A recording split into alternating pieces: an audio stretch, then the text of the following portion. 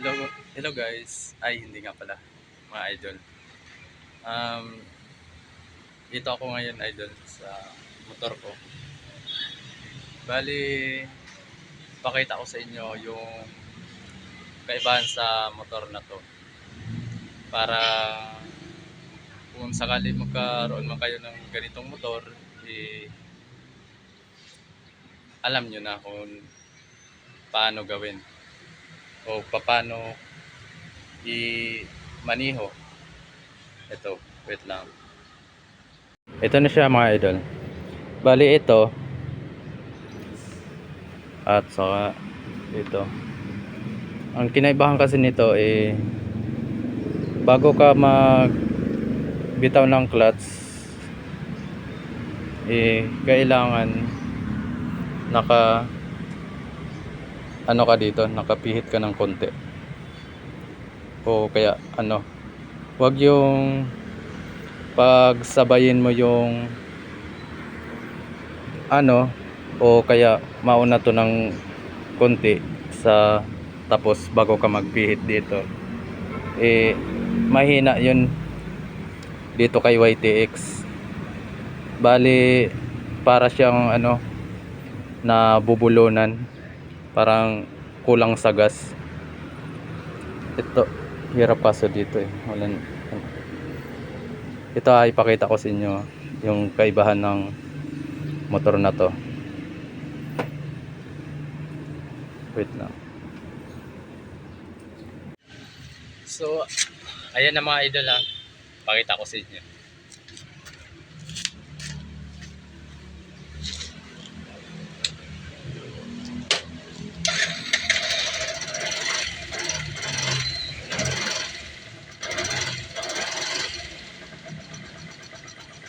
Ito idol.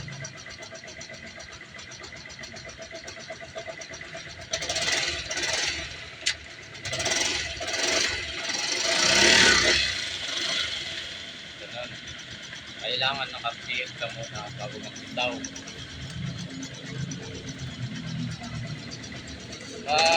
Ano naman mga idol, pag unahin mo ito ang bitaw niya, unahin mo ito, o kaya pagsabayin mo,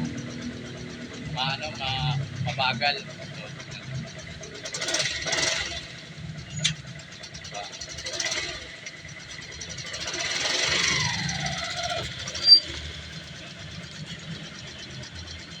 pangit.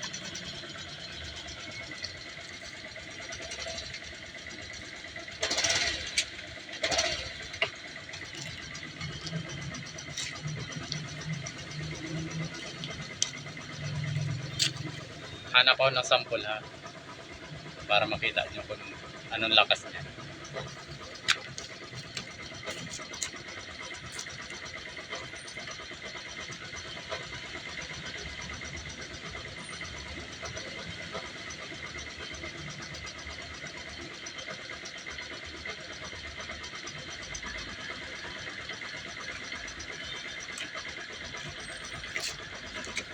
Ito try natin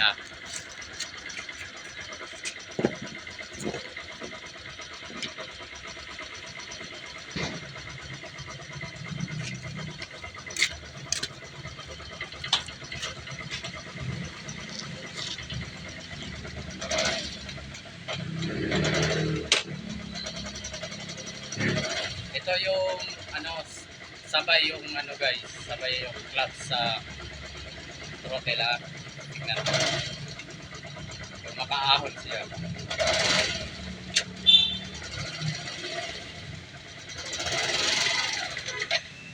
Namatay.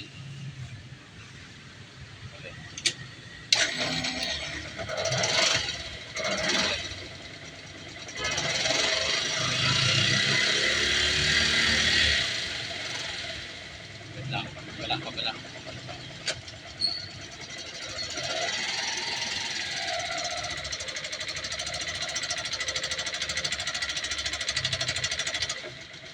Pangit. Hindi parang hindi makaahon. Ito yung may siya, yung kumbaga naka-throttle muna siya bago bitaw ng clutch. Tingnan mo nga, gaano kalakas. Ikot muna natin.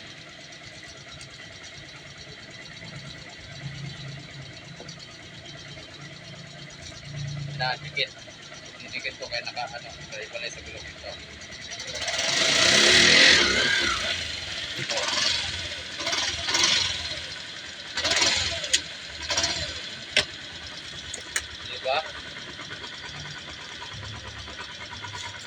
Tingnan nyo So, ayun na nga guys, nakasampa siya sa ano. Yan si YTX. So, malakas naman siya. Sa malakas. Kung ano, marunong ka lang maniho nito, mag cambio, dagdag bawas ganun. At sa bitaw ng clutch. Kaya kung hindi ka marunong nito, wala, madidisappoint ka lang kay YTX. Pero ang totoo, sa'yo may problema. Ganun talaga yung ano niya yung style niya.